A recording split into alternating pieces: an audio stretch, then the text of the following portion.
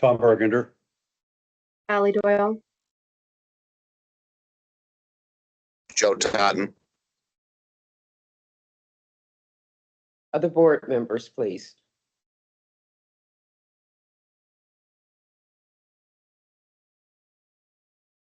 Can they hear us? Yeah, they already responded. Oh, no, they did. There was two committee, one. That's right. No, they Are did. there any other board members on the line? Joe Totten. Right up, we got you, Joe. Thank you. Okay, thank you. Approval of the, may I have a motion to approve the minutes from the April 17th, 2025 Planning and Stakeholders Relation Committee meeting? So moved. Second. All in favor? Aye. Aye. Aye. Okay. Fantastic. The University Line BRT, a project quarterly report, Amy Schumerman will be giving us an update. Thank you. All right, good morning, board committee members and other members. I'm Amy Silberman. I'm the Chief Development Officer here at PRT, and I'm going to provide our quarterly update on the PRTX University Line Bus Rapid Transit Project. So lots happening with the project actively with construction right now. As a reminder, we have two phases of construction for this project. Phase one is our downtown stations and bus lanes, and those are nearing completion. I'm happy to say we have 5 stations that are being installed in the downtown. 3 are up, the other 2 are in progress and will be going up shortly. And then I'll have a little bit more detail on the next slide about the red bus lanes that will also begin to be being installed next week, actually. We have our bus routing in the schedules for our June service changes for the 4 routes that are currently using the University Line corridor, the 61A, B, and C, and the 71B.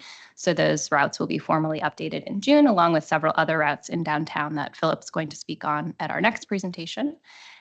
And then we anticipate all construction in phase 1 being wrapped up here as we enter into early summer. So hopefully the next time I provide a quarterly update for you all, we will be done with downtown and fully focusing on phase 2. So phase 2 is our Uptown and Oakland construction on 5th and Forbes Avenues in those 2 neighborhoods. This construction began in January and is ongoing in several locations throughout the 2 neighborhoods, and that will continue throughout the spring and summer.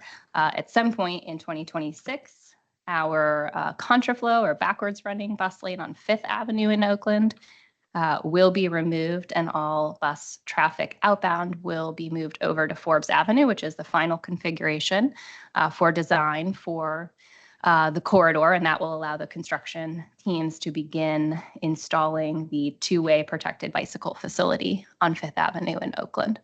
So lots more to come on Uptown and Oakland. I'll continue to provide these quarterly updates so that you know what's happening over the next few months.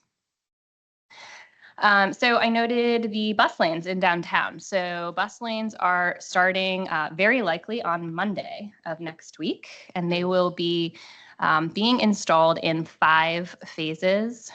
Phase 1 being Liberty Avenue between 5th Avenue and 6th.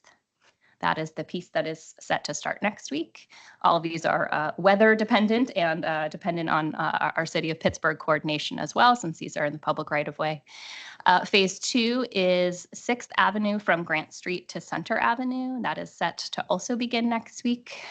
Phase 3 is 6th Avenue from Wood Street to Grant Street, also set to begin next week. And then the following week, Phase 4, which is 5th Avenue from Grant Street to Liberty Avenue, and then Phase 5, 5th Avenue from 6th Avenue to Grant Street. So our hope is by the end of June that all of these lanes, as well as all of our BRT stations, are fully erected and ready to go and be open for public use. All of this, again, is a bit weather dependent and dependent on things that happen in final construction. So bear with us, but that is our hope and intent as we move through the next 4 to 6 weeks here. And of course, we have all of the public information on our website, and we push out those weekly updates on project construction for folks who are more interested in all the nitty-gritty details about this downtown construction. I did just want to note a few updates to this project, mostly in light of the fact that we are in the middle of a state funding crisis discussion. So just wanted to sort of recap what this project is, how this project is being funded, and the benefits of it. So of course, I already mentioned that the downtown phase is the first of two phases. That phase is about a $28 million construction project, and it does have about just under $7 million in PRT capital funds that have funded that project, and is supporting about 136 construction jobs in addition to all of our own staff work that is going into this project. We also have, this is an operational cost savings project for us. And so we already have in the millions of dollars of annual cost savings coming out of this project, and hope and continue to expect that become more efficient and more reliable as we get those bus lanes, both in downtown and in our Uptown and Oakland neighborhoods once the full project is complete. And this project does have very significant federal dollars. This is not just PRT dollars, it's also local dollars from the city of Pittsburgh, Allegheny County, and some of our own money, but we were able to leverage a significant amount of capital funding to support this project. So there's a pie chart on screen here noting that the project is 61% federally funded. So bringing those dollars back here to the Pittsburgh region, it was a competitive grant. All of those grant sources are competitive grants. So if we had not gone after them, those dollars would have gone to another city. So wanted to remind folks of that as well. And this corridor is our highest ridership corridor in all of Allegheny County. The 4 routes alone that are PRTX routes serve over 17,000 daily rides. That's about 1/6 of all of our bus riders using those 4 routes alone. And once the project is completely done and open, about 40% of our bus riders will actually use, of our bus routes, riders on those routes will actually use either a station or bus lane or both at some point in the corridor. And this is not directly related to the University Line Bus Rapid Transit project, but indirectly as a result, and Philip's going to talk much more about bus routings in the next presentation, but as a result of the University Line project, we in 2023 had our Next Transit Downtown project to reroute buses in downtown. We completed those plans in early 2024, and we've been since, each time we've changed schedules, have been updating some of the downtown routes. We have a slew of downtown routes that needed infrastructure to support their routing changes. And so those are also happening in June, along with 6 rubberized bus bump outs that I presented on, I believe, last month here at the Stakeholder Planning and Stakeholder Relations Committee meeting. And those are also coming soon here as we move through June and into the summer.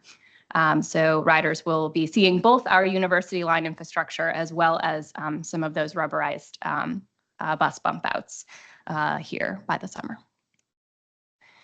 And with that, I will pause to see if there are any questions about the University Line.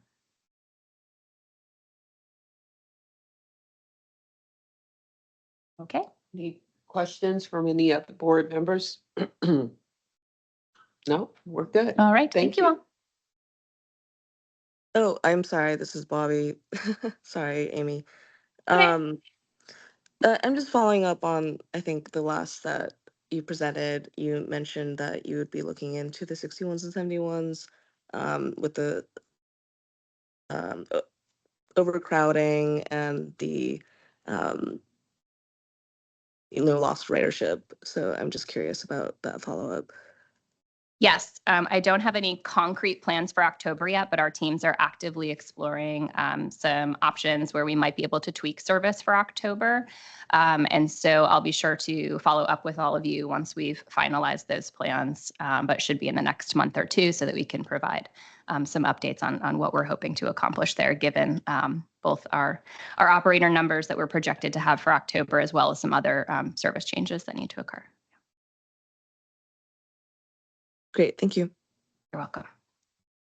Which leads us to the next presentation on the June 2025 service changes. Philip St. Pierre. Thank you.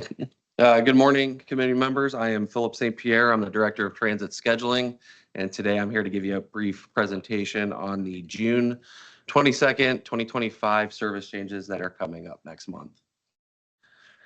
All right, so we have a healthy list of routing changes here, mainly focused in the downtown area related to the Next Transit Downtown project and the PRTX University Line project as well. And a few routes, or a couple routes that are going to be transitioning their layovers to the Mellon Terrace area. And I'm going to go through each of these next slides on a map here, or show the maps on the next slides here for each of these. So first one up is going to be the Route 8.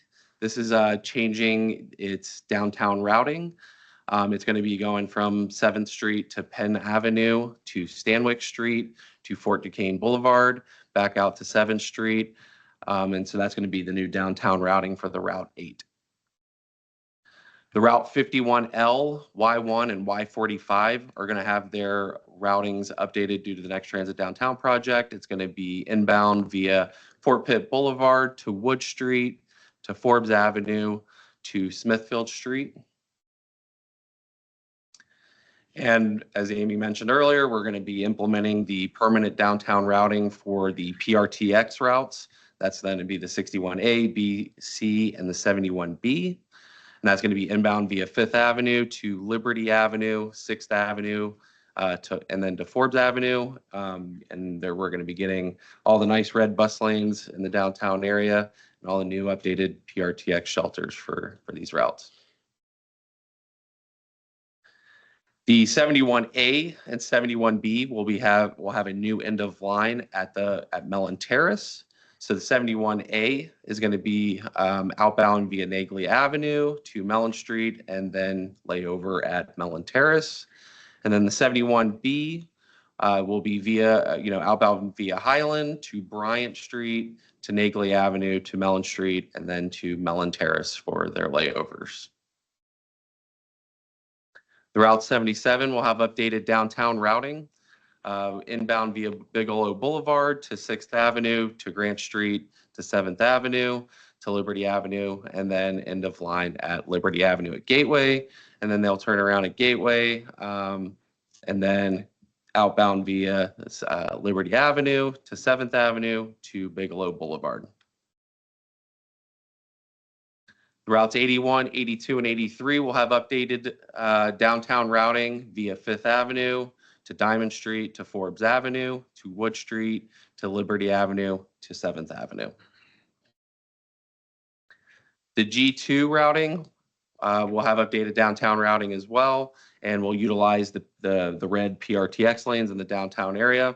So it will be inbound via Liberty Avenue to 6th Avenue to 5th Avenue, and then back out to Liberty Avenue on the outbound direction.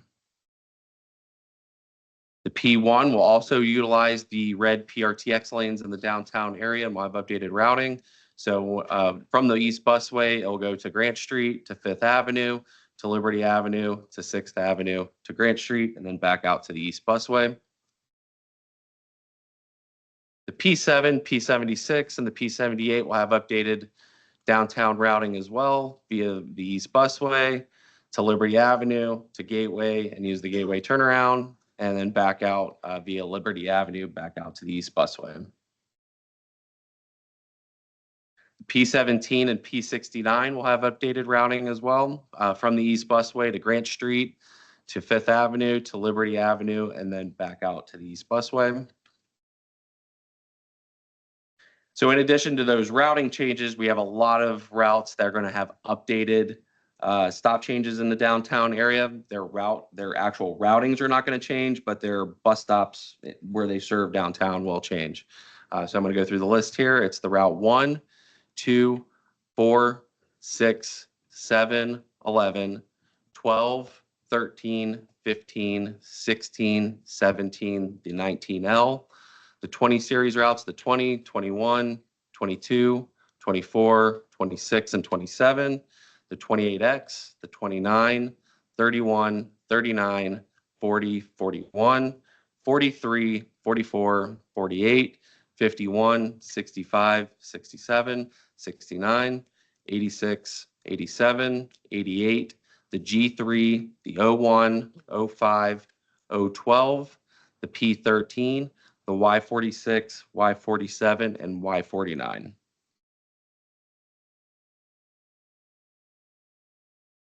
Yeah. All right, so we have a list here of some running time changes for routes to help improve the on-time performance for these routes. On the weekdays, the 19L, the 58, 65, 77, and then on Sunday, the route 15 and 67. We do have some frequency changes in the June service change. The route 54 will have improved frequency in the morning and the afternoon peaks. They are being improved from 25 minutes to 20 minutes. The route 77 has been improved from 45 minutes to 40 minutes, and off peaks from 50 minutes, or from approximately 45 minutes to about 50 minutes in the evening peak, or evening off peak, sorry. The 86, the morning and afternoon peaks, slight frequency decrease from 30 minutes to 31 minutes, and off peak from 40 minutes to about 43 minutes. So we do have some trip time adjustments for routes, and so these are just shifting some of the trip start times to better align how the trips fit into our blocking schedule. So the route 1, 19L, and the 58 will have weekday trips that have been adjusted. The 67 every day of the week has trips that have been adjusted. The 79 on weekdays. The 81, 83, and 93 every day of the week, some trips have been adjusted. The 05 and P10 on weekdays, trips have been adjusted. The P16 on weekdays, the P68 on Saturdays, the P71, the Y1, and the Y45 will have some trips that have been adjusted. We do have some trips, the number of trips for each of the routes on the list here. So the route 6 on Sunday, 2 outbound trips have been eliminated and some of the trip times have been adjusted. The 15 on Saturday, 1 inbound trip has been eliminated and the trip times have been adjusted.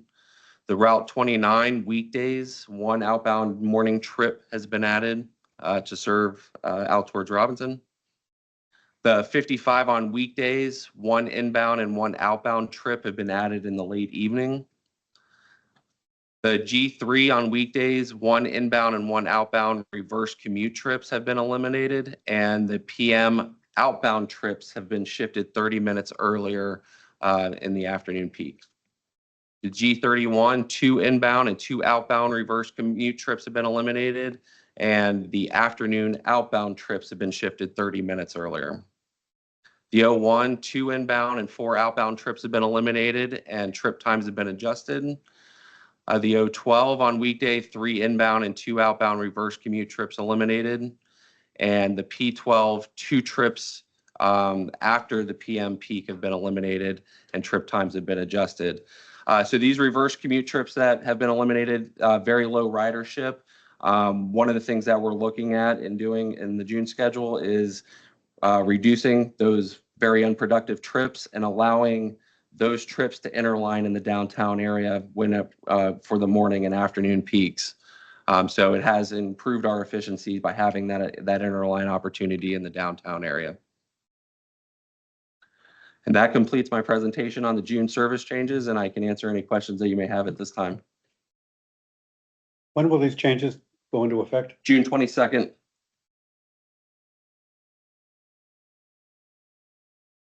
Hi, this is Bobby. Thank you for your presentation. So I know we discussed last November that we had writer testimony and sort of some social media testimony about signage being confusing for writers with the reroutes downtown, and had been confusing for a year. So I'm curious what the plan is as far as implementing signage changes with these stop changes. And what's different kind of with this implementation. Our community. Yeah. Yeah. assist on that one. So yes, our transit amenities and our special services teams have been working on the plans for signage changes for all of the, especially the downtown stops and along with our communications team. So that work is well underway. It is a lot of stops. So we do have some more detailed signage that is planned than maybe we would normally do in a situation where we did not have so many changes happening. So I can maybe provide an example to all of you following the meeting so that you can see what we're planning to do there as we move through the next couple of weeks. But yes, every stop will have physical signage at it, alerting riders to the changes. Okay, like a laminated sheet, something like that, or Can you, just sorry, a can you say sticker that again? change? Can you repeat that? Will it be, yeah, would it be like a laminated sheet instructing riders which stop to walk to, that sort of thing, or? Yes, I don't believe we got so detailed as to telling riders exactly which stop you should go to instead. But yes, let me get you an example of exactly what level of detail is planned to be provided. And yes, they will be laminated rider alert cards. Okay, great. That example would be helpful. Okay, sure. Any other questions? Okay. Thank you. Thank you very much. Next, we have the Manchester Chateau Transit Revitalization Investment District Development Plan. Tom Link. I am not Tom Link, but I just wanted to take a moment and introduce Tom. So Tom's going to come up. He is from the Urban Redevelopment Authority, and he's here to provide an update on the Manchester Chateau TRID project. We do have one TRID. It's a financing tool that Tom will explain to all of you. We do have one active TRID already here in Allegheny County and East Liberty. It was done many years ago, though, so this is a bit of a newer refresh topic for all of us, I think. And so we've invited Tom here this morning to give us an overview. All right. Thanks, Amy. Thanks to the board and to the committee for having me here this morning. Again, my name is Thomas Link. I'm the Chief Development Officer at the Urban Redevelopment Authority of Pittsburgh. My colleague, Gordon Hall, who's a project manager of the area, has joined me as well. My presentation today will focus on the Manchester TRID. It's which is an acronym for Transit Revitalization Investment District. What I'm going to focus on a bit is kind of how we got here. A bit of the process by why we have this TRID in place, how did this plan come together, and some of the history to that. I'll talk a bit about the what is a TRID, the mechanics of a TRID, and I'm happy to go in different directions to the extent folks want to ask certain questions. And then, of course, the projects that will be funded through the TRID, and I'll talk a bit about that. So to start, let me just make sure I do this correctly. There's a cover slide, there's an agenda.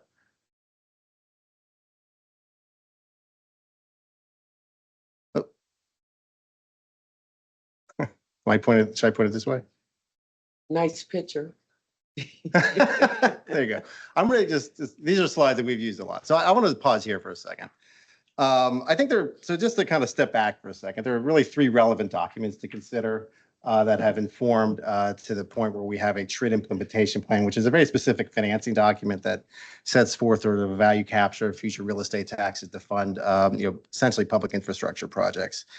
So I want to start with it going back to the Manchester Chateau Neighborhood Plan, which was a plan that was, I think, filed in 2019, which was the culmination of 2 or 3 or multiple years of planning at the neighborhood level in Manchester Chateau that was led as a public process to sort of define the planning and development goals for the Manchester Chateau community.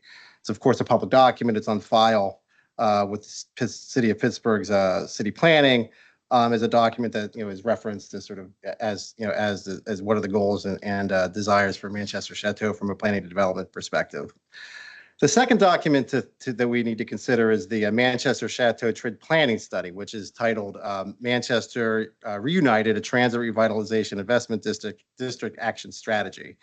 Again, it was a City of Pittsburgh planning led process that studies the potential of a TRID for Manchester Chateau and goes fairly deeply into the potential value capture, the types of projects that might be funded, what might be the desire of the use of a TRID for the Manchester Chateau community. That process, the transit revitalization, the action strategy, the planning study was another process that played out over multiple years and was completed in 2022. And again, is on file, a publicly available document. One thing I'll note, and I will go through the slides here, tying back to the Manchester Chateau neighborhood plan, goal number 14 of the neighborhood plan reads, establish a TRID, complete a planning study, which then in turn to consider an implementation plan and then appropriate legislative actions to carry that plan out. And then the third document, of course, is the implementation plan. So the Manchester Chateau TRID Phase 1 implementation plan is really what amounts to a financing document that is informed by the planning study that is adopted by the three taxing bodies. So here in Pittsburgh, it's the city of Pittsburgh, it's Allegheny County, and it's the Pittsburgh Public Schools, the school district, for consideration of those taxing bodies to divert future real estate taxes that they may earn through the development of new real estate. Like, so new real estate is developed, properties get reassessed, you pay more real estate taxes. The taxing bodies through an implementation plan are asked to consider diverting some portion of those future real estate taxes to help pay for specific projects within a specific boundary and within the plan. So the plan outlines this. The plan outlines things like how much can you yield through the reassessments, what projects are we talking about, the key elements, or what pledged parcels are we talking about. I know this is not a public meeting, so the board may ask me this, but I've been asked this question multiple times. The only pledged parcels within the plan to divert taxes are the parcels related to the new development. So in this particular case, it's the Esplanade development. So if you're not part of the Esplanade development, your taxes are not pledged towards this TRID. And then sets forth, the projects that those funds would be paid for. So those are the three sort of relevant documents. I would like to just step back to the neighborhood plan, because I think it's important to kind of go back to that neighborhood plan as sort of the genesis of the TRID plan. Are specific goals that are in the Manchester Chateau neighborhood plan. So what goal? The first goal, encourage the provision of safe, quality housing for current residents. Goal number 12, affordability housing. Goal number 14, implement a revenue capture strategy to advance public and private projects. Goal number 15, enhance safety through roadway design improvements. Goal number 16, improve quality and access to public transit services. So, these are goals that are enumerated in the Chateau Manchester Chateau plan. The planning study then sort of takes these goals, and again, the goal number 14 is to do a TRID, studies this and thinks about how to apply these goals through a TRID and a value capture mechanism. So the planning study, the TRID planning study happened. I'm just going to read the recommended actions that came out of the planning study, and anybody's welcome to read the full study itself and how the study arrived at these recommendations. But here are the recommendations from the planning study for the Manchester Chateau TRID. So one, this is the first one listed, ensure the TRID exists by supporting the Esplanade. Ensure the Esplanade by supporting the TRID. And I want to pause here for a second. None of this is possible unless you have some development that's happening that's going to have increased real estate taxes. So the Esplanade requires the TRID requires the Esplanade to create the value, to create the increment to allow for the funding of individual projects. Other recommended actions, and this is just an order from the study, increase investment in the Juniata underpass design and activation, create new neighborhood connections to the river for all modes, initiate a study of the reimagining of State Route 65, extending the T-line, provide financing, gap financing for affordable housing, support development around Allegheny Station. It literally reads this, so I didn't write this, so I'm not trying to describe this. Double down on Allegheny Avenue as a primary gateway to the station. Invest in infrastructure that integrates cultural heritage into art and the public spaces. What slide are you on? Oh, I'm sorry, I'm reading, I'm staying on this slide. I can provide these Okay. separately. I wanted to read rather than Oh, off okay. the slide and stuff. I apologize. No, Yeah, sorry. And support riverbank restoration. So these are recommended through the TRID implementation, and these recommended actions then become the basis for the TRID plan. I'm going to move now to I'm going to skip how a TRID works for now, if that's okay. I'll come back to that. I can get into the mechanics of a TRID and talk about the projects themselves that are supported through the TRID. So the TRID study is accomplished. The TRID implementation plan then takes that study and puts into this formal document to sort of implement the TRID. And a couple of key things to consider. One is the boundaries are created for the TRID. So this slide is a description of the boundary, and it's a little hard to see here actually, but you can see in the sort of lower left, along the banks of the river there, that little blue sort of almost triangle. That's the actual Esplanade project. The boundary for the TRID is much wider than that. It extends essentially along the Route 65 corridor up to the McKees Rock Bridge.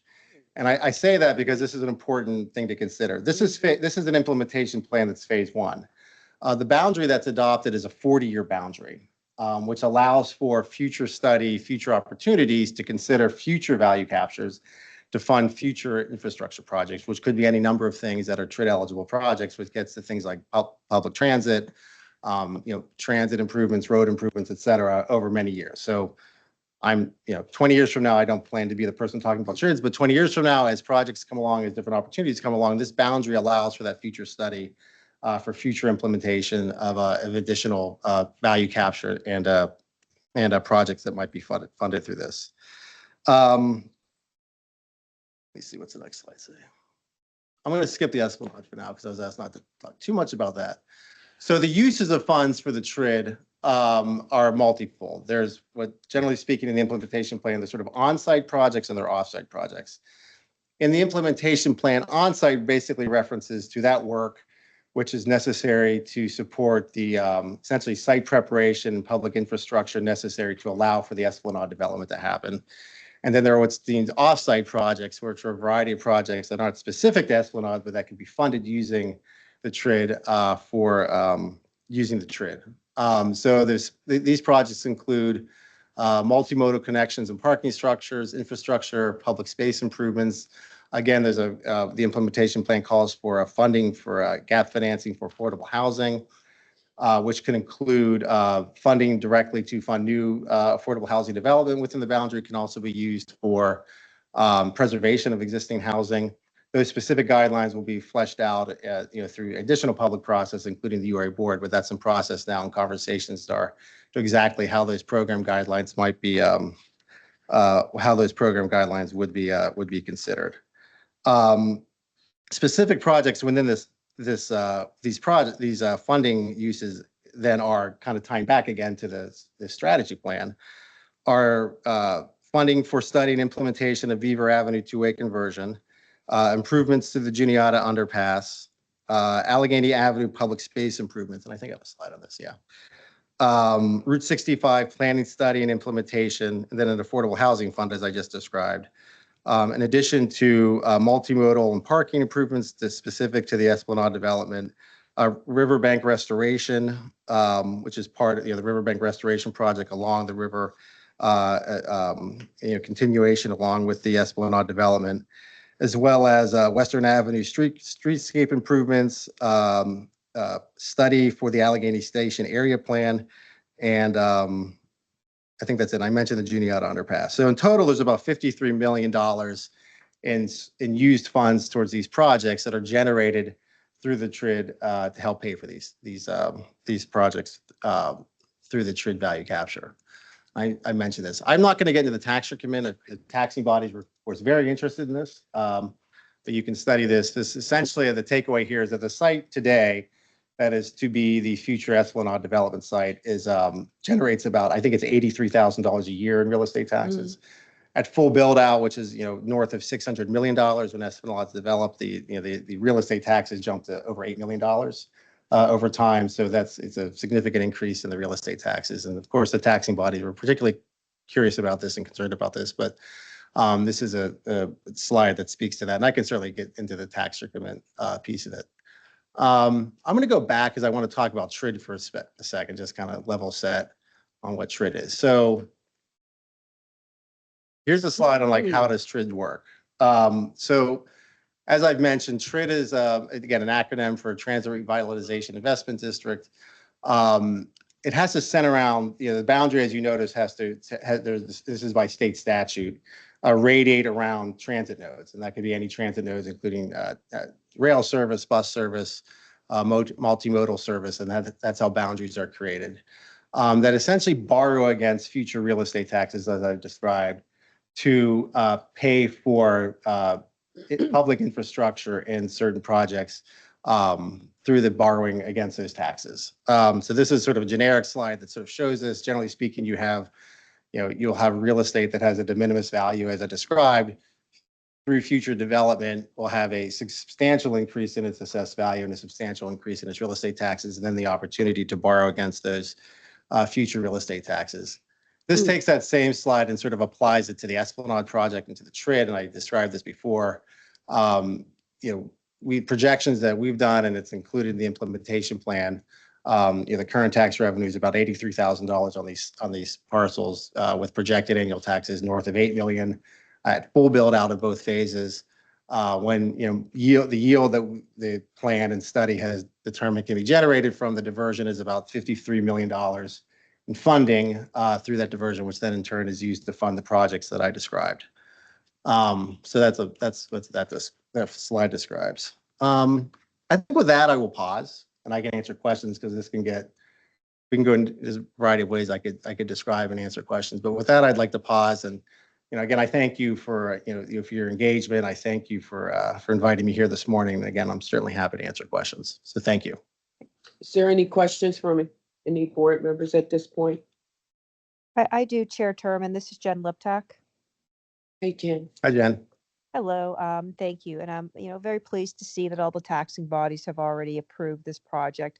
My question is that what exactly is the responsibility of the PRT financially or otherwise for this TRID? As I read the resolution, we're entering into a cooperative agreement, but we have no tax base, of course, to contribute. And I know that comes from the taxing bodies. So can you just explain the responsibility of the PRT and involvement in this project?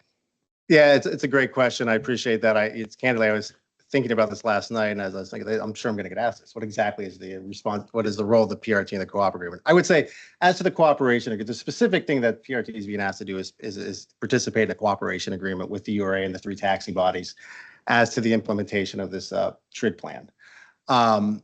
The PRT specific responsibilities, as I understand them in the co-op, are almost spiritual. Like, you agreed to participate and endorse the plan.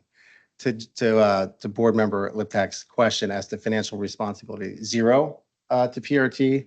PRT has no responsibility to manage the tax diversion funds. So there's really not any, beyond sort of an agreement to that you're essentially you will cooperate with the implementation. There is not a financial responsibility or even really a management responsibility of the TRID as per the co-op, at least in its that's being asked to enter into.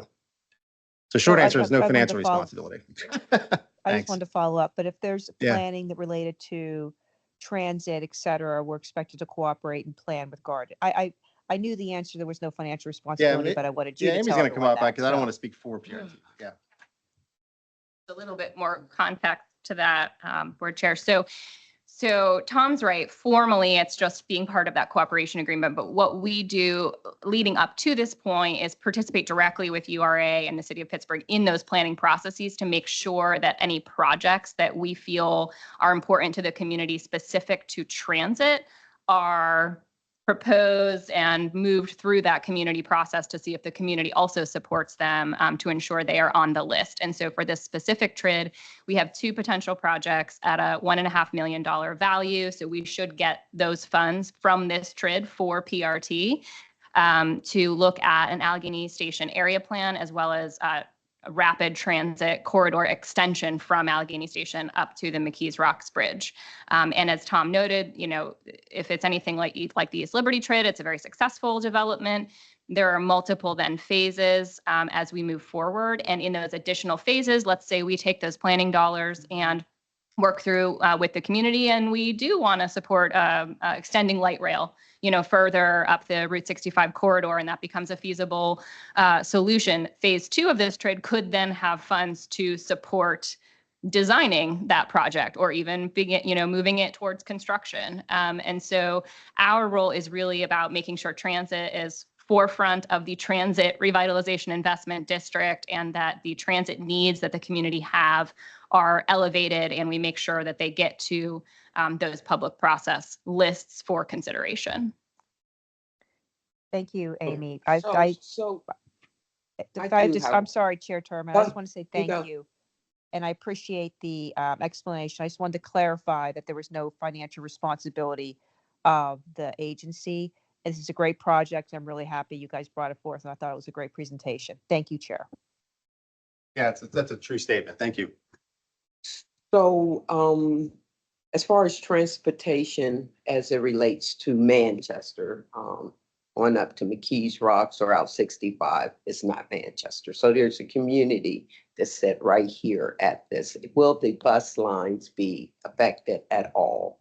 Will Yes. transportation be affected in Manchester? So no, there is no direct bus impacts or proposed planning that is part of this project or this TRID. There could be in a future phase of this TRID if we find that in our own plans as we move forward or in the community's own plans moving forward, you know, maybe this development, they're turning Beaver Avenue into a two-way street, or they'd like to, maybe that at some point, the community says, hey, we'd really like bus service in both directions on Beaver Avenue now that it's a two-way street. And in order to do that, we want to fund curb cuts and bus shelters and other things like that, right? So those could then be funded as infrastructure projects in a future TRID phase.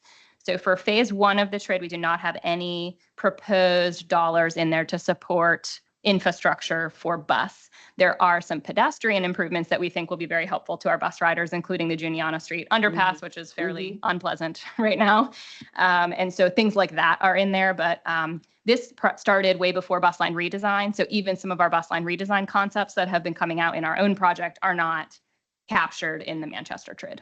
So the bus line redesign plan could actually change some routes. Absolutely, as it yeah. relates, but not the TRID. Correct. Two Correct. separate things. Yes, two separate things. They could intersect in the future if we find that the bus line redesign changes warrant better, more safe infrastructure for transit riders or pedestrians. Okay. Yeah. Thank you. Thank you.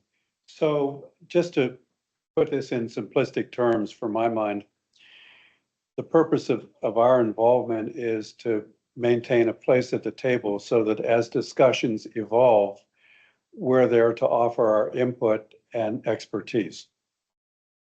Yeah, I'd say that's correct. Yeah. Now, as far as the community is concerned, we cannot present a spiritual plan for them. How do we articulate as we involve ourselves in community meetings that this disagreement is for, as that was so well put today? I'll say one thing. I'm going to take what you just said and use that in the future versus my term spiritual. And I apologize for saying that. I'll say, yeah, future planning. So if there are future plans, as you know, Amy described, future transit plans, et cetera, those plans would need to be fleshed out through a variety, the community processes, engagement processes that you engage in as a PRT. Certainly from a TRID perspective, as I kind of described, it goes back through community engagement processes, and would create a new implementation plan that would then come forth to the taxing bodies again and to PRT to implement those changes at that point. And those, not changes, but those funding opportunities at that point. My last question. Yeah. And PRT and Amy and her team does really well with community engagement. Yeah. If that was to happen, will there be separate meetings and discussions surrounding the bus changes, routes, or anything from PRT, or would it be a part of the bigger plan? Yeah, absolutely. So these are two separate things, but PRT is at the table for both, right? We are the head of the table for bus line redesign for our own projects or any other projects that we do in the neighborhood. And so we will continue to do that in bus line redesign. Separately, URA is really the financing implementer of the TRID, but city planning really has a central role, and they're not here today, but they really have a central role also in other things that the Manchester community or communities beyond as we extend up towards the bridge want to do, right? And so there's a city planning role here as well. So if there's a city planning project that proposes a new change, right, that maybe our project didn't, maybe it's not directly related to bus service, but better pedestrian infrastructure, for example, to get to bus service, and that comes out of that planning process then would feed into any proposed future updates to the TRID, because the TRID, then URA would undertake a process to say what future projects should be funded in phase 2 of the TRID. What does the community need, right? And so then they look to city planning, to PRT planning, to any other planning entities, right, who are having those community conversations to gather ideas and Altogether. input. Okay. Yep. Okay, Thank you. thank you. Thanks, Sam. Yeah.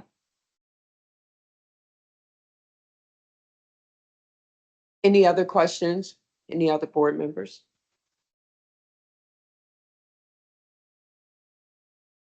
So we're gonna move to you now, Amy, to authorize. Okay, thank you. Thank you very much. Oh, thank you, Tom. Yeah, no, thank you. I appreciate it. So I am going to propose, oh, we were already there. Propose the resolution. So I do have a resolution for all of you this morning for us to consider entering into that cooperation agreement that we've been talking about. So the URA, in concert with City of Pittsburgh, Allegheny County, and Pittsburgh Public Schools and us, have been participating in this process of these TRID studies and plans for the Manchester Chateau neighborhoods. The phase 1 implementation plan created by URA has funded specific or proposed funding of specific projects to be pulled from the incremental tax revenue generated by the Esplanade development. We have 2 projects to be funded in this phase 1 TRID that would come dollars directly coming to PRT to be able to study both a station area plan as well as rapid transit extension in the corridor of these neighborhoods. And in order for us to continue participating in the process, need to enter into a cooperation agreement to formalize the adoption of the TRID in concert with the URA and those 3 taxing bodies. And so this would authorize PRT to enter into that agreement once it is finalized and approved by PRT legal counsel. And so, subject to any questions that committee members may have, I would respectfully request that the Planning and Stakeholder Relations Committee recommend this resolution to the full board for approval.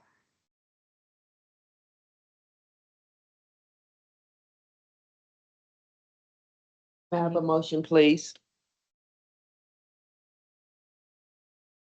So moved. Motion. Second. All in favor?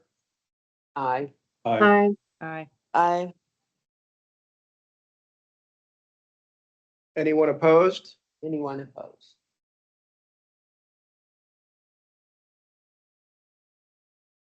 All We're right. good? Thank you. Thank you.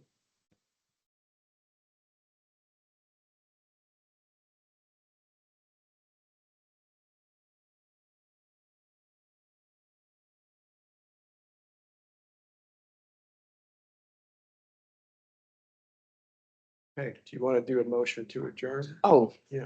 I'm so sorry. So, no problem. May I have a motion to adjourn, please? So moved. Thanks, Bobby. Second. All in favor? Aye. Aye. Aye. Meeting is adjourned. The Planning and Stakeholders Meeting Committee is adjourned. Thank you. Good morning and welcome to the May 2025 meeting of the Finance Committee. First up, we have roll call. May all committee members identify yourselves.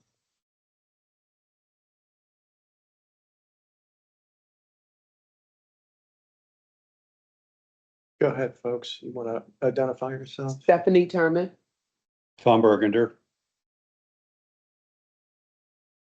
Do Jen we have any Liptak. board members online? Jen Liptak. Jen?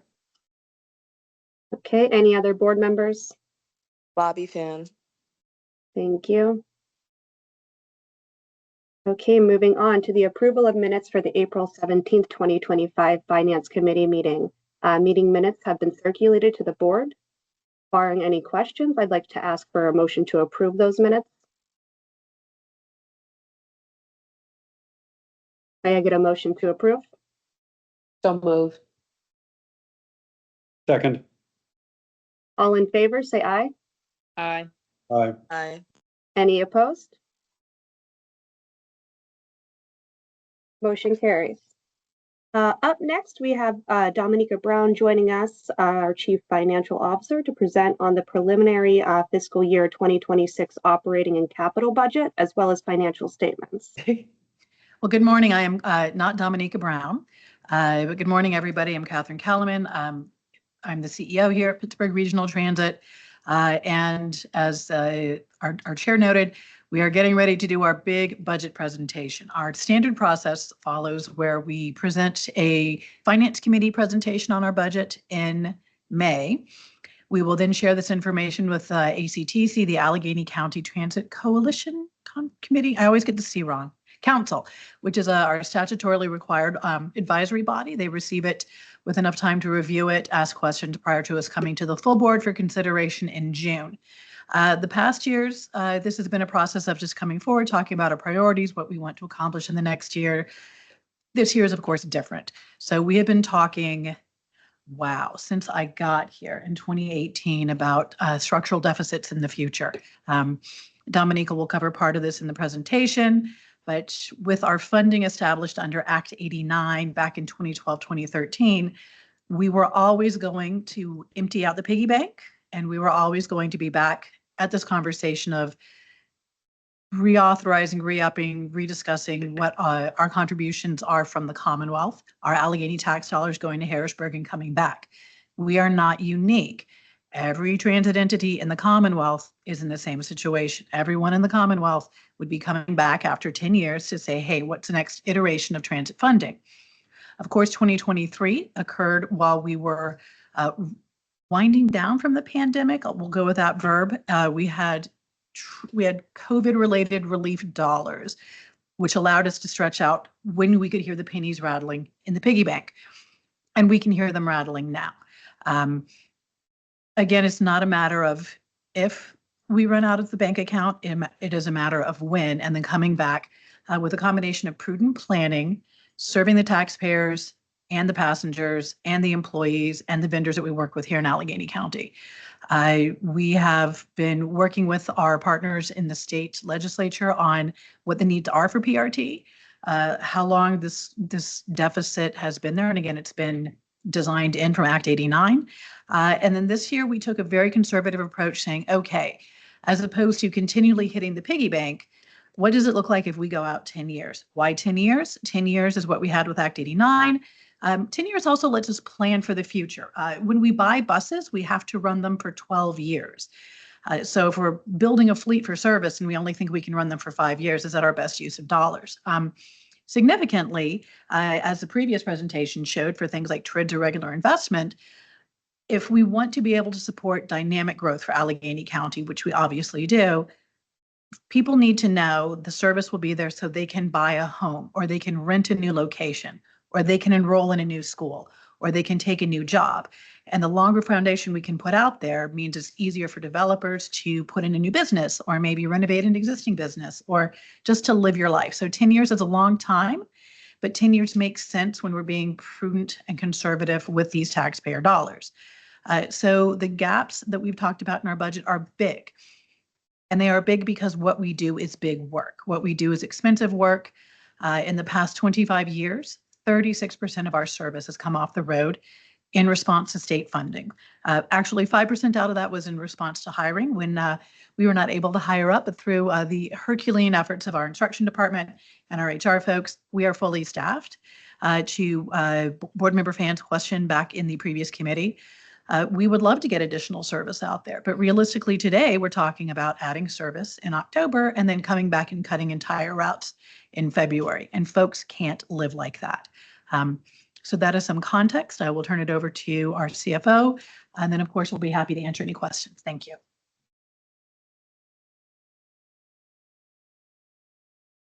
Good morning. Good morning. Hello, everyone. I am Dominica Brown, Chief Financial Officer, and I'll just jump right into the presentation. So our agenda for today, we're going to review our operating budget trends since about 2004. So we'll talk about some of the things that Catherine just mentioned, and then we'll get into our 10-year budget projections. We're looking at our status quo, so what we consider when we say what our need is financially, all of the assumptions that we're making in compiling those budgets, as well as the 35% service reduction budgets and 10-year outlook on that. Then we'll present our 2026 preliminary operating and capital budgets and go into next steps. So when we are reviewing our funding background and our budget trends from 2004, the reason we're starting in 2004 is because 2007 is when Act 44 was passed. So it just gives a bit of a review of what funding looked like prior to Act 44. And as the organization grew in 2005, Governor Rendell flexed dollars for 2 years to PRT, receiving 25.3 million, and that was to assist in, the funding gaps that were needed leading up into the completion of Act 44. In June 2007, PRT reduced service by 15%. Act 44 was also passed in 2007, and that created a reliable funding structure for the Commonwealth. In July of 2010, you can see there was a one-time flex, again from Governor Rendell, to be used over the following 2 years in 2011 and 2012. Also in 2011, there were additional service reductions, and we decommissioned the Harmer Garage. So if you look at 2011, you'll notice that our budget was larger, but then it starts to decrease in 2012, 13, 14 to reflect the garage closure, as well as in 2012, a CBA was renegotiated with ATU, and that resulted in additional savings of about $15 million each year for that period, for that contract period. There were also 18 months of wage freezes, reduced retiree health care from lifetime to 3 years, and other things that were done to control costs. Act 89 was passed in 2013, and as you can see, since 2013, our budgets began to grow from 15 through 19. Our revenue was growing, ridership was improving, things of that nature. And then we all know what happened in 2020 when the pandemic hit. The yellow piece of the chart that you see are the pandemic stimulus funds that were received that really allowed PRT to continue to operate, even though the fare revenue had some serious hits from the pandemic. And then, that brings us to where we are today. So for our 10-year budget projections, this initial scenario that we're going to walk through are our status quo. So we're assuming that funding is where it needs to be, service remains what it is today. What does that look like for PRT for the next 10 years financially? There were several assumptions that we made when creating these budgets, these budget projections. On fares, we assumed that there would be 4% increases annually for 26 and 27, and a 2% increase on the out years. These, and just a reminder, these are our status quo projections. So assuming that everything is the way that it is today with our funding, as well as our fares. So this does not consider an increase in fares. This is as things are right now. We assumed a 3% rate of return on interest, and that advertising and other income would remain flat. Subsidies from the state and local would increase 2% year over year, and capitalizations for PM would still remain around 25 million each year. We are also assuming in all of these projections that there are no changes in federal funding. With our status quo, again, current scenario, if we had the adequate funding and there were no additional changes, we're assuming that our represented employees would still have their 3% agreed upon increases. It also assumes that we would be able to implement bus line redesign. 4% merit and performance increases for non-union, and diesel costs would increase about 5% annually, and that access would also increase about 3% annually. The assumptions that we made for benefits are that by November 2025, we would have all positions filled, and so our active healthcare would be at the rate caps that we currently know of, which beginning January 2026, UPMC has a 10% and Highmark has an 11% rate cap. Our rate of returns for our pensions, the ATU pension, would be about 7.5%, at 7.5%. And that is the negotiated step down that has progressed over the last few years. The 7.5% rate is the final digression. For non-rep and IBEW and police, the rate of return is 7.25, and we are expecting to see that increase in pension costs after the smoothing and the break that we got from our higher pension costs during this fiscal year 2025. Some things that we are really uncertain about, but we've used history to kind of predict what we could reasonably expect, are that our state and local funding would remain the same and continue to grow the way that it has. We're also making assumptions on what our deferred revenue or reserves usage would be for each year. The ridership and passenger revenues, we made some large assumptions on those. Fuel and utility costs, our labor union contracts. An example is that our largest labor union, our ATU contract, is up for renewal in 2026. And so, obviously we don't know how that would work out until we get there. Our healthcare costs after this locked-in rate in 2026, we just made assumptions on how that would continue to grow. The pension is heavily dependent on how the stock market performs. And so those are also assumptions. And then our material and supply costs and how inflation may continue to increase, decrease, change, or stay the same. So this is the chart that shows, with all of those assumptions, what our budgets will look like on 10 years out, and considers what the funding looks like 10 years out. Those red pieces of the chart is our use of deferred revenue or reserves. And as you can see, if we are planning, as we should fiscally responsibly plan to maintain a 3 months reserve, then we expect to hit our cliff or run out of funds that we can use to supplement our budget in late 2027. Those black pieces of the chart are deficits that we are seeing on the years moving out.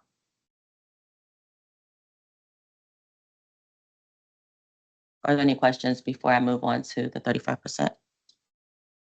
Okay. So this slide shows what we are expecting to see with the 35% reduction in service. It's quite dramatic because it's showing the progression from 2006, where we had much more service than we do now, to what is proposed in 2026, where we would just be a fraction of, our previous selves. This slide is just a quick review of the proposed fare increases from $2.75 to $3, a 25 cents increase to our base fare, which is about a 9% increase across the board for all fare products.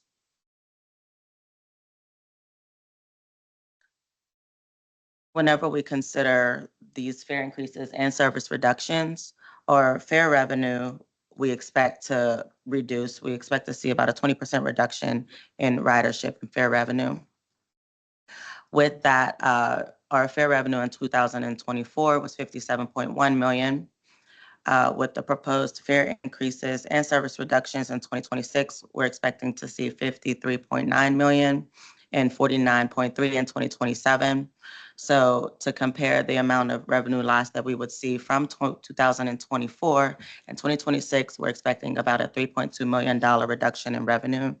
And in 2027, a $7.8 million reduction. So now, other assumptions that we've made whenever we're considering our 10-year projection with the 35% service reduction, there would be, again, as I mentioned, a 20% reduction in ridership. We are assuming that our subsidies, so our state and local funding for operating purposes, will remain unchanged and will continue to grow at about 2% after 2026. Our expenses and reductions for wages and fringes, we are assuming a 38% agency-wide reduction in staffing or wage costs, which is staffing. We also are assuming in the year of 2026 that we would have a 1-year increase in unemployment compensation costs due to those separations. A 21% reduction in fuel, materials, and supplies, because obviously if there's less service on the street, there are less costs associated with providing that service. A 20% reduction in utilities, primarily due to the closure of the Silver Line, as well as the closure of the 2 bus garages. And our initial reduction in costs associated with our access program would be about 8%. Additional reductions in expenses, I mentioned purchase services, diesel, materials and supplies, tires and lubes, utilities, and freight and postage. Other reductions are that we are not engaging in any non-essential travel. We're also ending our sponsorship program. So things that we support within the community and are able to do as good community members is one of the things that would have to be pulled back. The light rail propulsion and power expenses primarily associated with the Silver Line, new software requests, and claims-related expenses. The claims-related expenses, if we have fewer employees,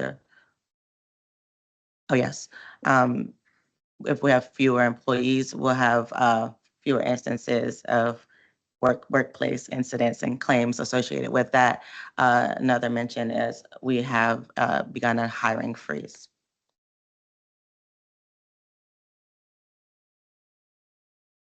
Okay.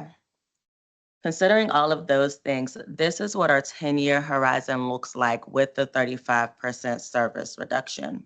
In year 2026, because the service reduction is planned for February, we do not see a full year of cost savings associated with that reduction. So you do see that our budget is still pretty close to where we are today, and we'll get into those numbers in a few slides down. But in 2027, that's where you see a greater amount of the budget reduction, and that's because we're seeing a full year of that service cut. You'll also notice that in 2026, we are using reserves, and then we don't use reserves again until 2031 and through 2035. The reason for that is that we need to maintain an adequate reserve in order to meet cash flow demands and things of that nature, as well as because of the way that our funding is currently, expenses far exceed the rate at which our revenues grow. And so we need to maintain a reserve in order to fill the gap for those deficits. So that's why you see in the later years that we're using reserves where we are not receiving enough revenue, and we expect that our expenses are going to outgrow our revenues.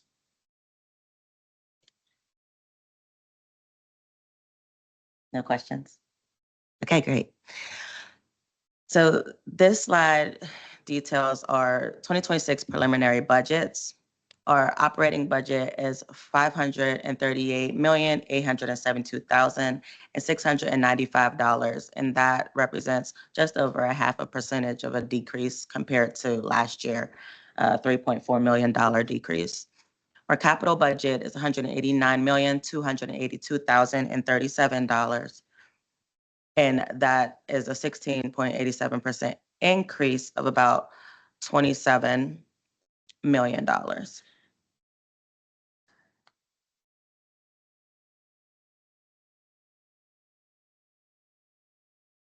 So there are some additional assumptions that we've made whenever considering the budget for this year, in addition to what we've looked at for our 10-year projections. This just goes into a bit more detail about the planned 35% service reduction with the 2 bus garages being closed, the Silver Line being closed, ending special event services, no longer being able to implement bus line redesign, and closing the Wabash Tunnel. Our 38% wage reduction, we expect a $25.4 million cost in the 2026 fiscal year for unemployment compensation. And our decrease in passenger revenues for 26 and 27, we expect to see a 6% decrease, and in 2027, a 14% decrease. In 2026, compared to our status quo scenario, we would see a savings of about $35 million. But again, as I mentioned, 26 is only a partial year because of when our cuts will be implemented. And so in 2027, we'll expect to see a far greater savings of $147 million compared to our status quo scenario. And in this case, we do expect to see, as I showed in the previous chart, that our reserves will last us through fiscal year 2035. And again, all of these assumptions are making the big assumption that our federal funding would remain the same. This is the pie that we usually show, just with the breakdown of our operating budget with our revenue and subsidies. Our state operating assistance is the largest piece of the pie of about 54.1%, and our passenger revenues are expected to be about 9.7% of our total budget revenues. we were to look just at our operating revenue, so our earned revenue, passenger fares are about 60%, and access 14.4, contracted services are 16.8, with the rest being other income, interest income, and advertising income. The total amount for that portion of our revenues are 70 million, and that's only at 13% of our budget. This chart here just compares our fiscal year 2025 budget to the proposed 2026 budget. Again, you'll notice that decrease in our passenger revenues, as well as a slight decrease in advertising and the decrease in access program service revenues.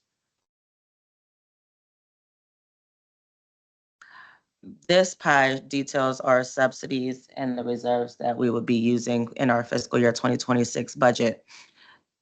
That is 87% of our total operating budget. So it just shows how heavily PRT and really transit in Pennsylvania relies on our subsidies in order to maintain and provide service.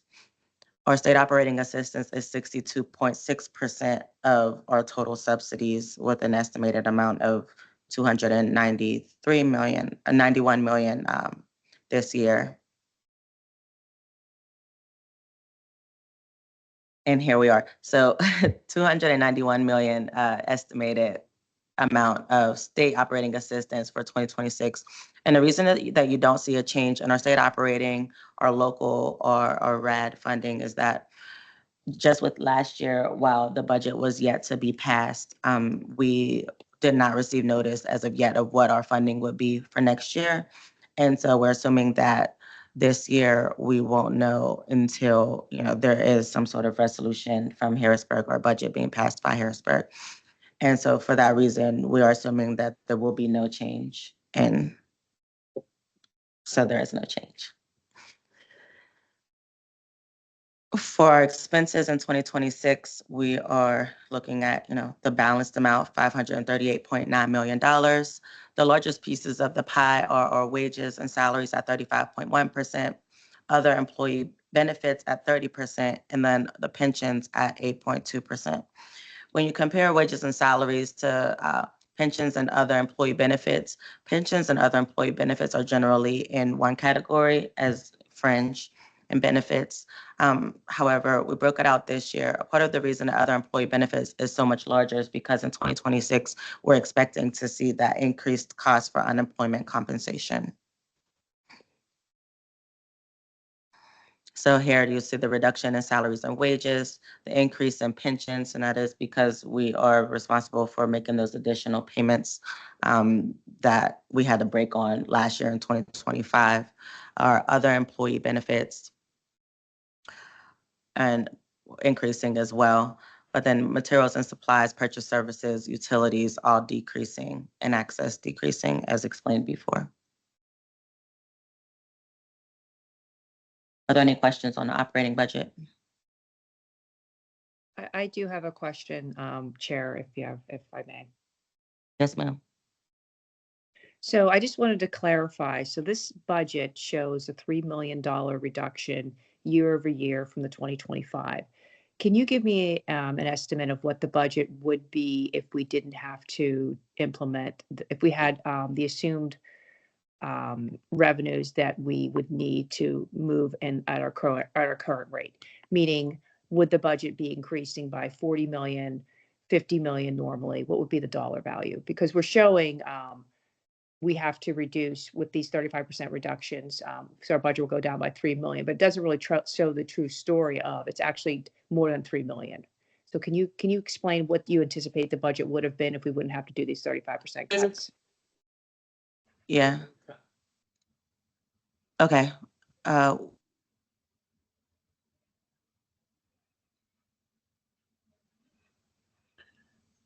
Dominica, I can chime in on that. It would have went up can you- 35 million.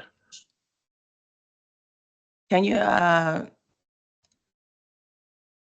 So our budget would have went up $35 million overall. So I just wanted to create a bigger picture. When people see that we're reducing our budget with this proposed by $3 million year from year, it's actually more than that because of the cuts. It's just the number doesn't show exactly what the impact is overall. I just wanted to clarify that. So thank you. fiscal in 2026 went up 35 million. So that total amount would be 574 point.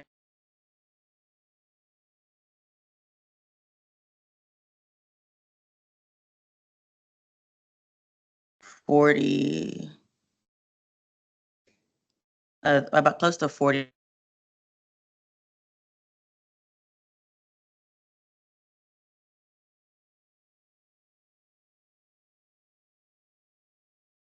We can't hear anything.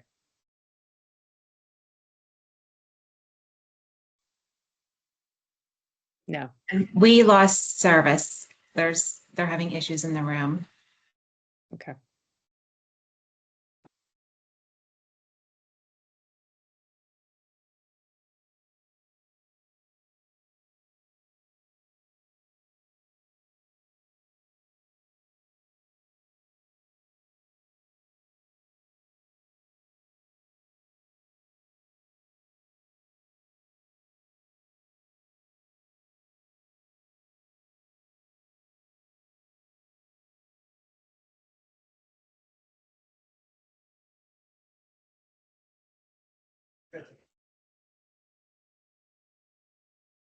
Are we taking,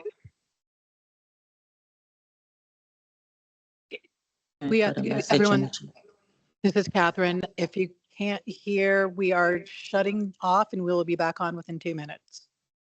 Thank you.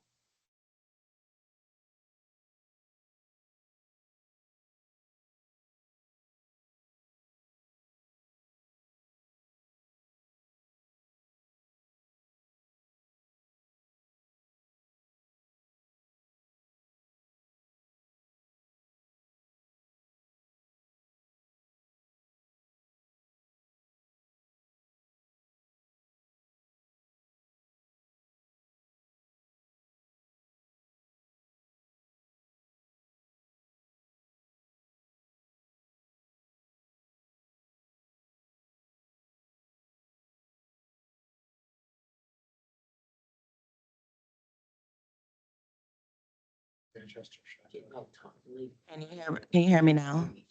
Yes, we can hear you. Okay, great. All right, so Chair Liptak, to answer your question, if we were to have a 2026 status quo budget, that amount would be $574.1 million. Thank you. I appreciate that. The other question that I had, if I may, is related to the presentation that you provided related to the revenues and uses of reserves, which I think you clarified this, but I wanted just to make a point of it. Reserves are needed to continue the operations. If we don't have any cash in the bank, we can't pay our obligations because money is primarily reimbursed back. So the layering that is done over the 10-year projection is with the reductions holding a small amount of reserves, because if we don't have working reserves or working capital, the operations of the agency will not be able to continue as they should. Is that correct? Because we won't have the cash to be able to meet our financial obligations. That's my summary, but I wanted to just clarify that with you. Yes, that is absolutely correct. An example is that with our state funding, whenever we invoice for our expenses to be reimbursed, sometimes it takes 60 and even more days to get that cash back. So if we don't have enough cash to maintain operations, meet our obligations, pay our vendors, pay payroll, things of that nature, we would not be able to continue operations if we did not maintain that reserve. So under that 10-year projection, if you were to say, use all the reserves immediately, there would not be a 10-year projection because the agency wouldn't be able to continue after a period of time because there'd be no money.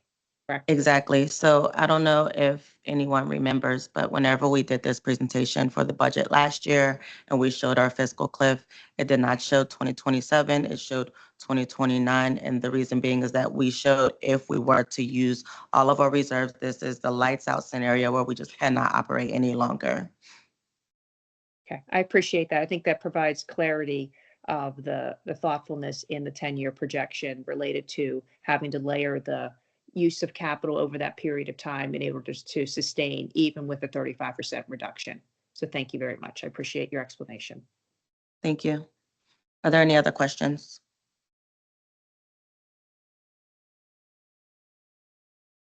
Yes, this is curious with projected need for a fare increase. You had mentioned that there would be an anticipated 20% drop in ridership if the service cuts.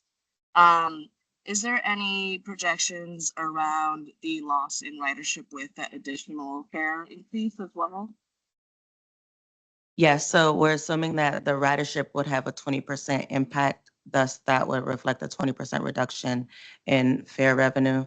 The model that we decided to use is one that we've used in conjunction with our fare consultants, as well as based on historical experience with service changes and things of that nature.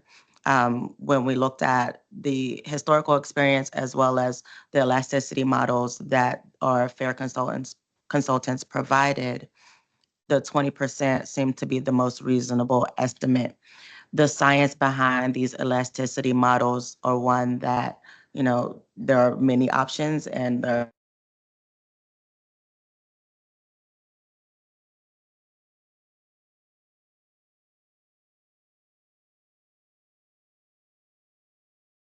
It looks like we're frozen. Yeah, they're having issues in the room.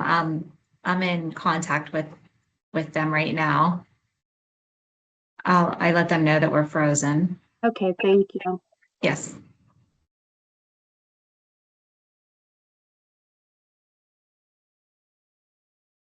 is that what she's asking? I combined it. Okay. Hello? So you were frozen, so I don't think we were able to hear your response. If you could repeat Yes, so that response. we lost signal again. My apologies. So I was saying that when we looked at what the potential ridership and revenue impact would be, we looked at different elasticity models provided by our fare consultants, as well as our historical experience when we've had other service changes and fare changes in order to come to that 20% amount. It is definitely a science that has a range of options when it comes to which route to take to get to the estimate for the impact.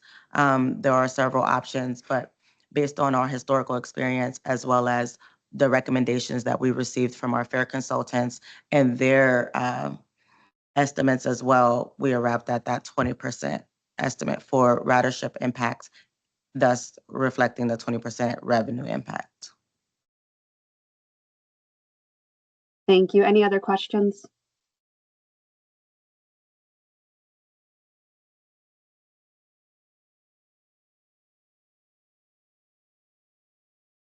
Okay, I think we can proceed. Okay, thank you. Okay. Alrighty, for our fiscal year 2026 capital budget, this slide just shows a review of our capital funding levels.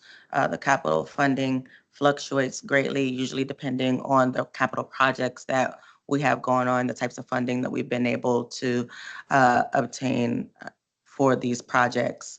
And so you'll see in fiscal year 2026, we have a much larger capital budget than the previous year. Our capital budget is $189,282,037. $2.3% of that comes from the county, 75% is from the state, and 22.5% of that is federal. This slide just gives the dollar details to the amount. You can see that we have a much greater amount of dollars coming from federal sources, which are grants, additional grants and funding. The only funding, generally just with our state funding, we hear from the feds on the amount that we will receive. The only dollar amount that is an estimate on this in our capital budget right now is our 5307 funds. Our expenses on capital are primarily fixed guideway at 32.5%, 9.8% of debt service, revenue vehicles at 20%, support programs and facility improvements. Our debt service remains the same. This is the same debt that we will continue to pay off until 2029. Our revenue vehicle replacement has increased greatly, and that is because we plan on buying buses in 2026, where we did not budget to purchase buses in 2025. Our fixed guideway improvements have increased as well, and with a slight reduction in facility improvements and support programs.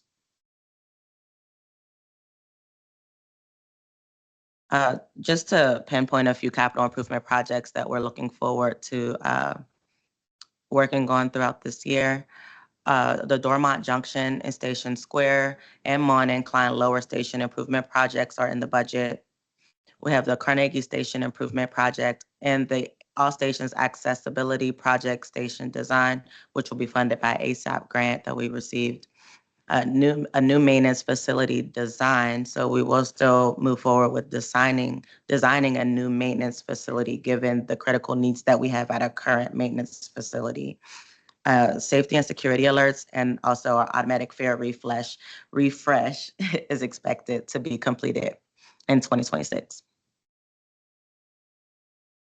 Do we have a projected site for the new maintenance facility design? Is there a site? There are a few locations that we are exploring, but there Okay. hasn't been a decision as of yet. So yes and no. I don't know, Amy, do you want to add anything to that? Thank you.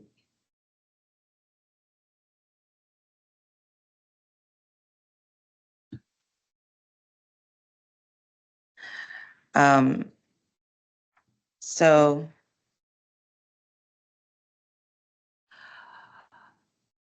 next steps. The budget schedule, as Catherine mentioned earlier, we do present to ACTC later on this month, and the final budget will be presented to the Finance Committee next month in June. This is the preliminary budget, and even once the budget is passed in June, in the event that we are notified of any additional funding, we will come back and amend the budget, just as we did this past year in January, after we received the additional 11 million.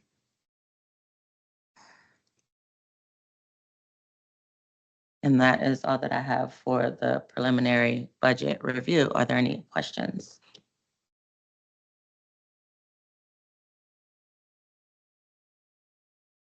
Yes, this is Bobby. Dominica, if it'd be possible to send those elasticities and calculations, that'd be great, over email. Yeah, sure, no problem.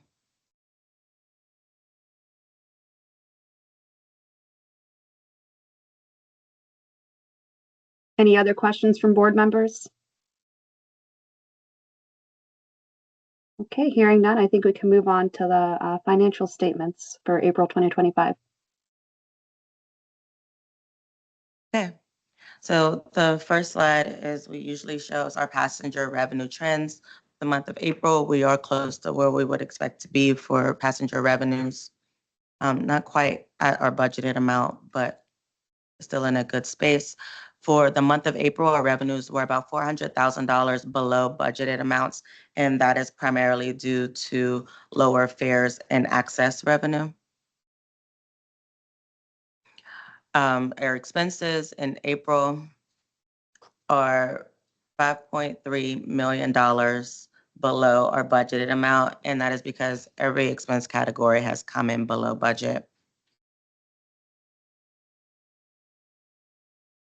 Subsidies in April were about $200,000 below budgeted, and that's pretty much on par with what we budgeted.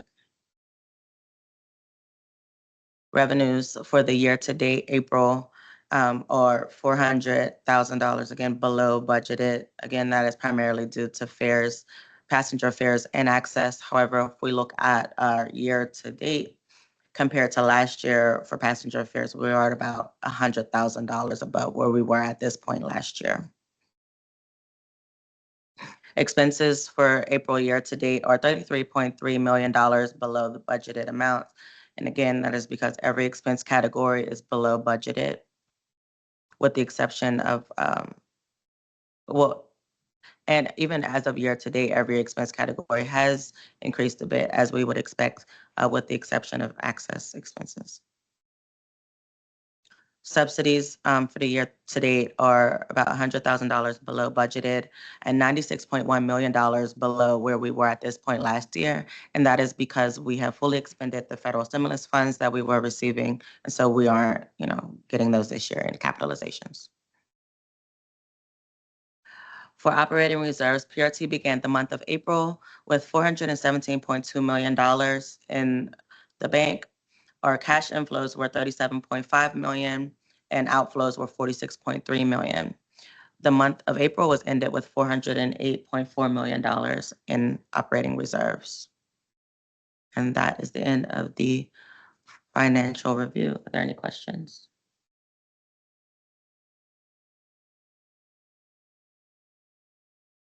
Hearing no questions, this concludes the May 2025 Finance Committee meeting. May I have a motion to adjourn?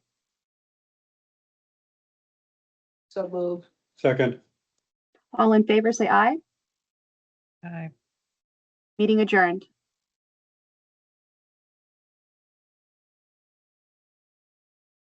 Well, hello. Okay, thank you, everyone. My name is Jen Liptak. I'm stepping in for Chair McClenny to chair the Performance and Oversight Committee meeting of the day. Our first order of business will be roll call, where board members please identify themselves for the record. Allie Doyle. Stephanie Turman. Bobby.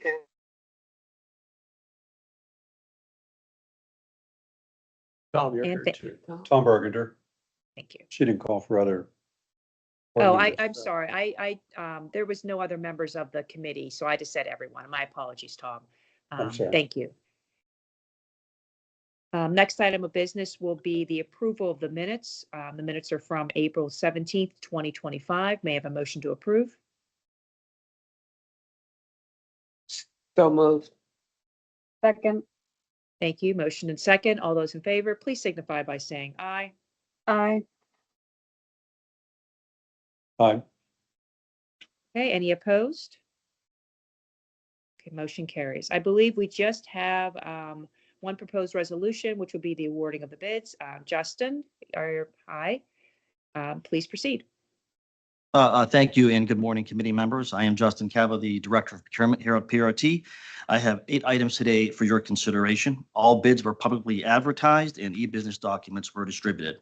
Item number 1 is bid number B250318. This is for railroad cross ties. These are utilized in the maintenance of PRT's light rail infrastructure. 799 suppliers were notified of the bid opportunity. 6 suppliers accepted the invitation. 3 bids were received. A recommendation that a contract be awarded to Stella Jones Corporation in the estimated amount of $143,100. This contract duration will be over a 1-year period. And the picture that you see here, these are actual railroad cross ties here at PRT.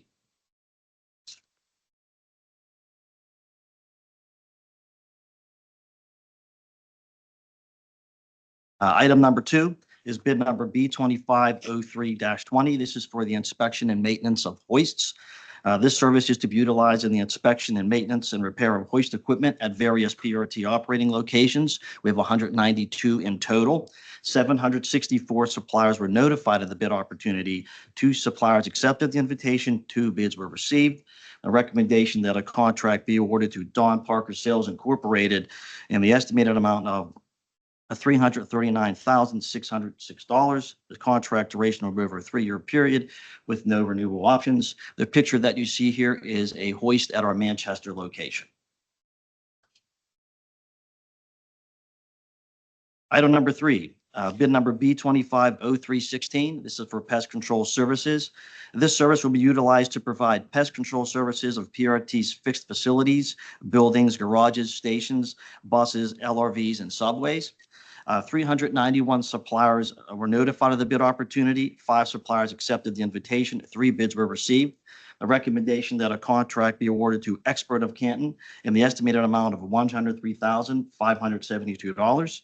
Contract duration will be over a 3-year period with no renewal option. Any questions on the first 3 bids? Okay. Item number 4. B250207. This is for air coolant transmission and fuel filters used in the maintenance and repair of PRT's bus fleet. Solicitation was advertised as a line item award. 342 suppliers were notified of the bid opportunity. 14 suppliers accepted the invitation. 10 bids were received. A recommendation that contract be awarded to the following bidders: Gillig LLC for line item 1 in the estimated amount of $409,200. Cummins Incorporated for line items 2 through 6, 9, 11, 13, 15, and 17, and the estimated amount of $686,921.50. Vehicle Maintenance Program Incorporated for line items 7, 8, and 10, in the estimated amount of $100,776. Neopart Transit LLC for line item 12, in the estimated amount of $25,128. And After Parts Market Company LLC for line items 14 and 18, in the estimated amount of $200,120. The contract duration over a 2-year period with no renewal options.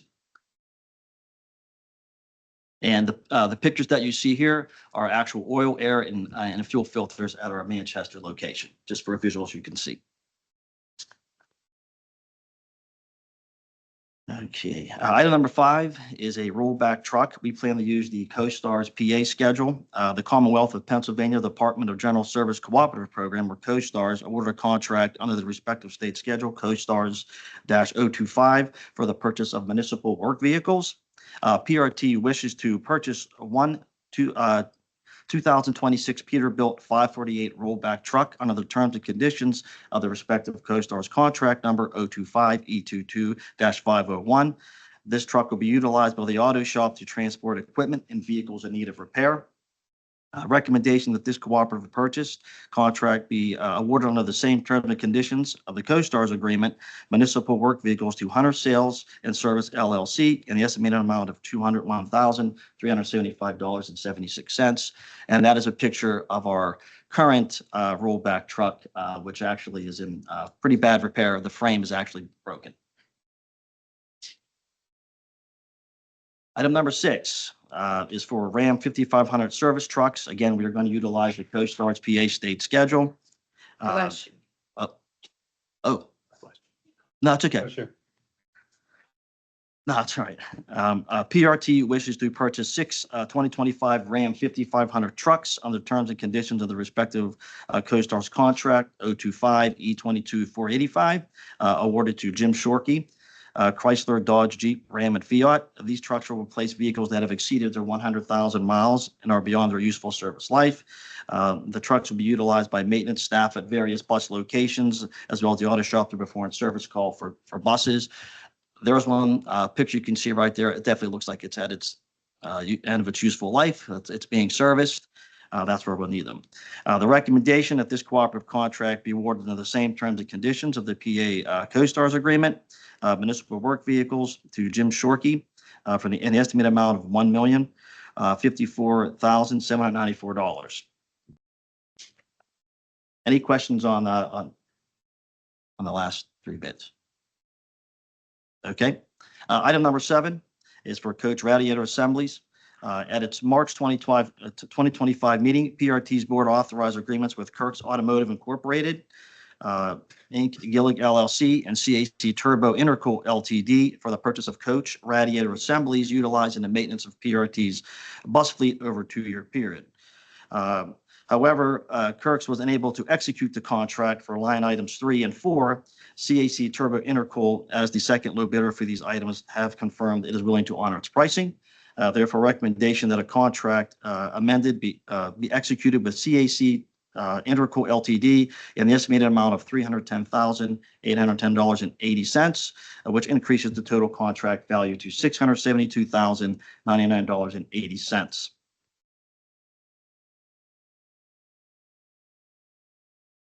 Okay. And our last one is item number 8. This is for bottled water service. We're going to utilize the PA CoStars agreement. The Commonwealth of Pennsylvania Department of General Service Cooperative Program has awarded a bottled water contract to Primo Water in North America. Recently, the Commonwealth of Pennsylvania exercised a one-year option period with this contractor that is effective through June 30th, 2026. PRT wishes to utilize the option year under these terms and conditions of the state contract.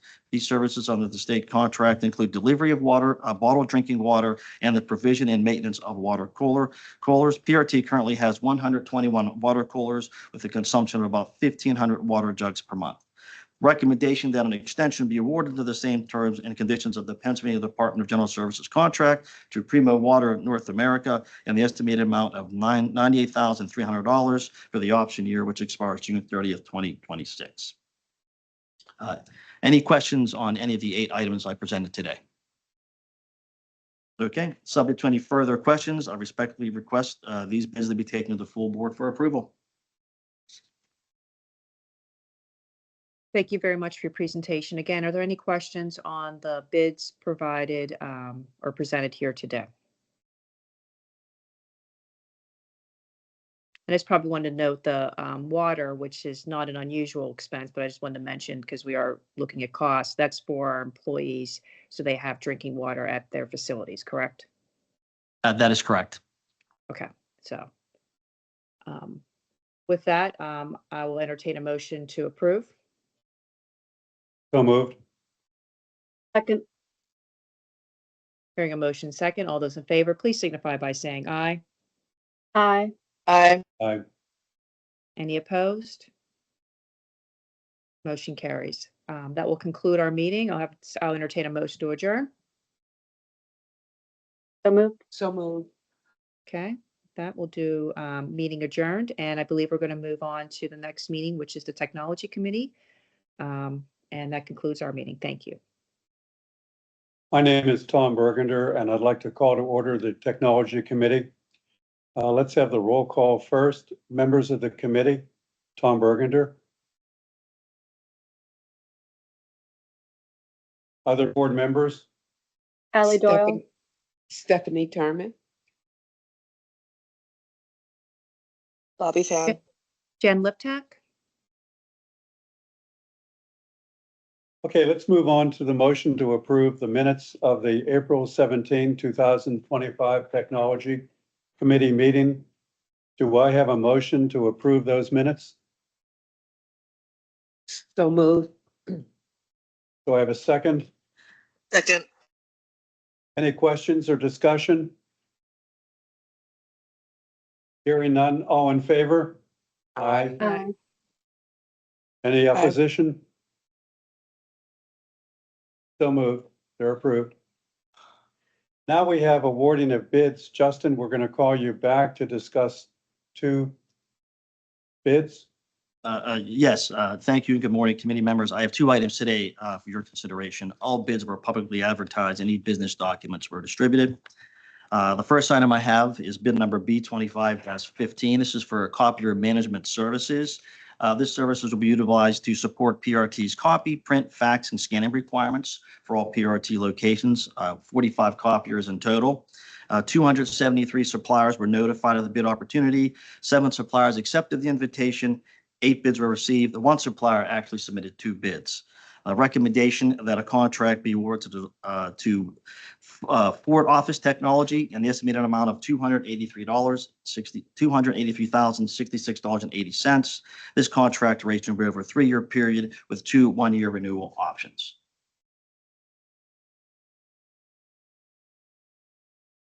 Item number 2 is for Dell laptop stock. We're going to utilize the PA CoStar schedule.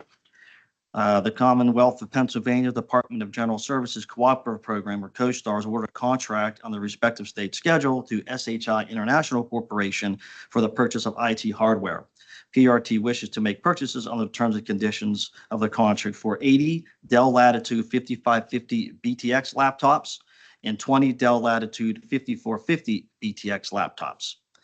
A recommendation that this cooperative contract be awarded on the same terms and conditions for IT hardware to SHI International Corporation in the estimated amount of $114,118. Any questions on these 2 items?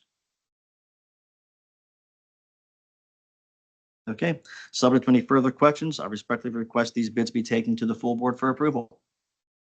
Motion for approval, So moved. second. All in favor? Aye. Aye.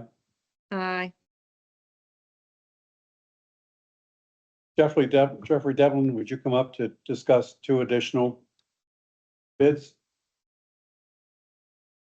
Yes, good morning. Thank you. First off, I'd like to apologize for the technical interruptions we had here this morning. We folks checking the network to see what happened here. So let's move on with our resolution. Back in March, Terry Riley came to this committee and presented on our fare system refresh project, which is moving along nicely.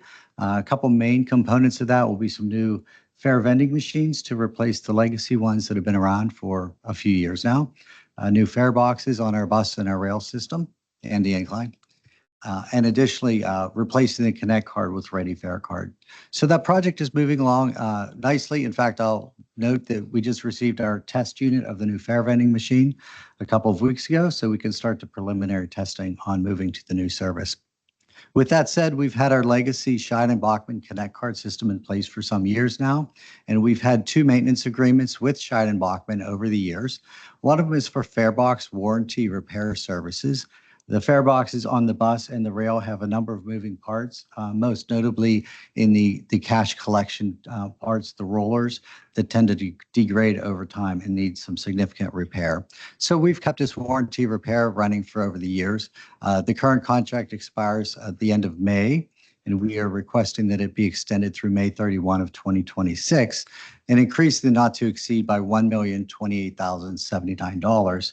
And this will enable us to keep the fare boxes working on the bus while we complete the purchase of the new fare box and begin to implement those. The second maintenance agreement is the non-fare box warranty repair services. Again, with Scheid and Bachman, this service takes care of the ticket vending machines that are out in the field, and also the software package that runs behind the scenes for the Connect card system. So this current contract expires in June of 2025. We're requesting a 1-year extension to get us through the rest of the fare system refresh, which will take us through June 30th of 2026, and a request to increase the not to exceed by $2,046,380, $46,380.68. Please don't ask me what the 68 cents is for. So subject to any questions, I would respectfully request that this resolution be taken to the full board for approval. Thank you. Motion to approve, So moved. Second. all in favor? Aye. Aye. Aye. This concludes the technology report for this meeting. Do we have a motion to conclude the meeting? So moved. Second, Second. all in favor? Aye. Aye. I have a comment. Oh, we have a comment? I just want to comment on yesterday's vendors day. It was such a great success. It was nice seeing all the vendors in the room. Sue brought us put together for small business, local businesses to be in the room with other vendors, and Inez and yourself and Justin and everyone did such a fantastic job in bringing a group of people together and looking at some of the opportunities we have here at PRT. And I want to thank you as a board member. Yes, thank you. And I'll do a shout out to AJ Conway, who was also instrumental in Yep, helping to coordinate that. AJ. Want to make sure we didn't miss one person. Yep, thank you. Thank you. Thank you for that. It Oh, was a and great Kate day. Terrell too. Great day. Thank you. Do we have any other discussion or questions or comments before we entertain a motion to adjourn the meeting? Hearing none, do I have a motion to adjourn? So moved. Second, Second. Second. all in favor? Aye. Aye. Aye. Aye. Thank you, everybody.